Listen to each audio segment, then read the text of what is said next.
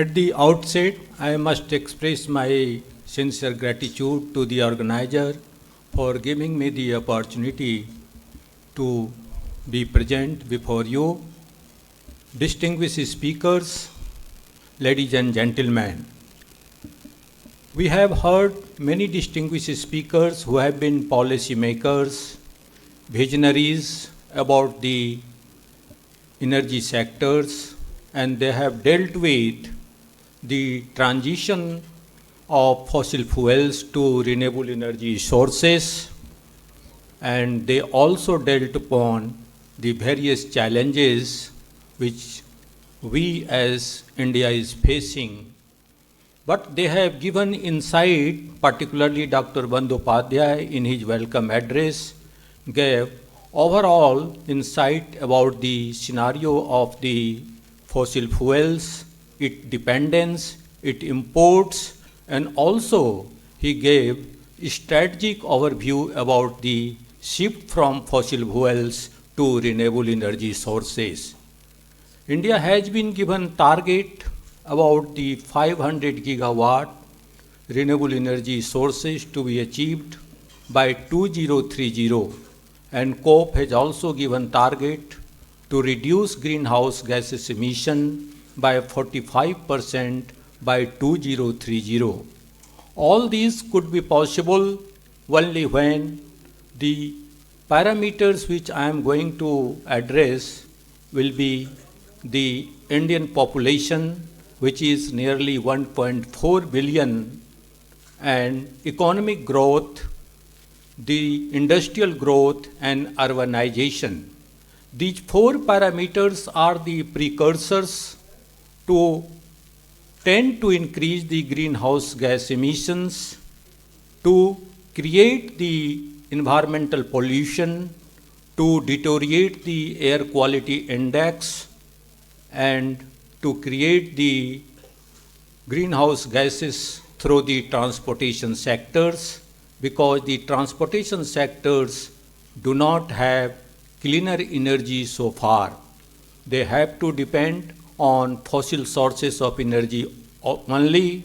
So that is a big challenge. We have also discussed about the production of green hydrogen and production of advanced biomethane and biofuels. These all are the sources of green energy, but to produce it in economical viable manner is a big challenge before us. The green hydrogen production can be possible only by the electrolysis of water route, by providing the photovoltaic solar power system with the application of artificial intelligence to maximize its efficiency. But the cost of manufacturing of electrolyzers again comes on the way, and still the manufacturers are not able to manufacture the electrolyzers for producing green hydrogen from water. And again, if it is used, there may be a water security threat. So I come from the academic institution like Amity University, Haryana. An academic institution is thinking to utilize the wastewater to produce green hydrogen from electrolysis route. Secondly, there is also a challenge, and research for development wing is carried out research to produce green hydrogen through biomass route, which is from the agro waste. That is a cheaper, but that can be dealt by the various thermodynamic processes and chemical processes, first to produce this blue hydrogen and then convert it to green hydrogen through various processes to create the zero carbon content production through recycling and other mechanism of processes. So these are the various challenges, and in all challenges, cost comes on the way. For that, policy makers need to ponder over how to reduce the cost to create the viable technology for creating the clean energy sources. Our transport run on basically the gasoline, diesel, and CNG.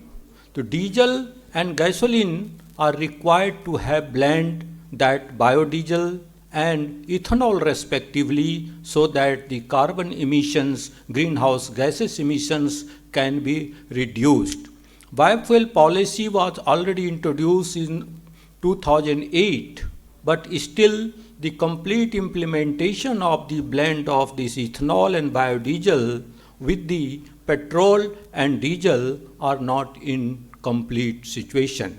So that is again a challenge. The production of biofuel through the advanced lignocellulose is one of the better route to produce biofuels. But again, cost comes on the way. So everywhere there is a challenges, and our population is increasing. Our greenhouse gases is also on exponential trend of the increase. That poses the global warming, climate change, and also the air quality index of the Delhi NCR is deteriorating. We every day go through the newspapers and we find that it is between 400 and 500, sometimes 300 and 400 microgram per cubic meter. So these are the biggest challenges before us, and only option is that to create clean energy sources with the minimum cost. So how to reduce it? How to achieve the clean energy, that is a big challenge. Our speakers, Dr. Bandyopadhyay has given the solar power may be one of the option, wind power, and even Dr. Pant has also suggested hydro, even mini hydro. These are the possible options if India concentrate on these sources of renewable energy. Certainly, some sort of reduction of greenhouse gases and some sort of the creation of clean energy sources can be achieved by 2030. With these, I will not take much time because all the speakers have already dealt on the central theme of the summit today. Thank you very much.